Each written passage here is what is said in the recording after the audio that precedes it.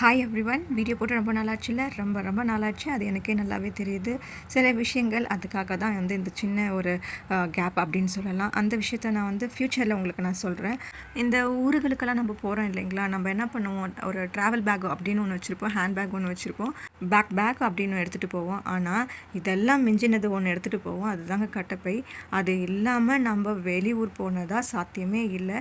ஒரு வயசில் கட்டப்பை தூக்கவே அசிங்கப்பட்ட நாம்பெல்லாம் ஒரு வயசுக்கு அப்புறம் ஹாஸ்டல் வந்துட்டா அம்மாக்கள் கொடுத்து அனுப்புகிற எல்லா பொருட்களையும் ஒரு கட்டப்பையில் போட்டு தான் கொடுப்பாங்க. அதை வச்சு தான் நம்ம கொஞ்சம் மாதத்துக்கு ஓட்டுவோம். அது ஒரு பக்கம் இருந்தாலும் கட்டப்பை தூக்கிட்டு போகக்கூடாதுன்றதுக்காகவே நிறைய பொருட்களை கட் பண்ணிவிட்டு அடுத்த வாட்டி எடுத்துகிட்டு போகலான்னு பிளான் போட்டே வச்சாலும் நம்ம அந்த பிளானே ஒர்க் அவுட் ஆக மாட்டேது, அது ஃப்ளாப் ஆகிடுது. ஆமாம் தான். நான் என்ன போல் யாரெல்லாம் இந்த மாதிரியான கஷ்டத்தை அனுப்பிச்சிருக்கீங்கன்றதை மறக்காம கமெண்ட் பண்ணுங்கள். அப்புறம் எங்கள் வீட்டு கேஸ் ஸ்டவ்வில் இந்த பர்னர் கொஞ்சம் வீணாக போயிடுச்சு. ஆன்லைனில் ஆர்டர் பண்ணியிருந்தோம், ஆனால் அதை ஃபிட் ஆகலை. அப்புறம் கடையில் போயிட்டு தான் நாங்கள் நேரடியாகவே வாங்கினோம். என்னதான் சில பொருட்களில் ஆன்லைனில் வாங்குறது ஈஸியாக இருந்தாலும் ஆனால் நேரடியாக வாங்குறது போல் இருக்க மாட்டேது. அதுக்கு நான் ஆன்லைனில் பர்ச்சேஸ் பண்ணக்கூடாதுன்னு சொல்ல வரல, என்னோட அனுபவத்தை உங்ககிட்ட பகிர்ந்துக்கிட்டேன். Okay, bye. Subscribe our channel. By.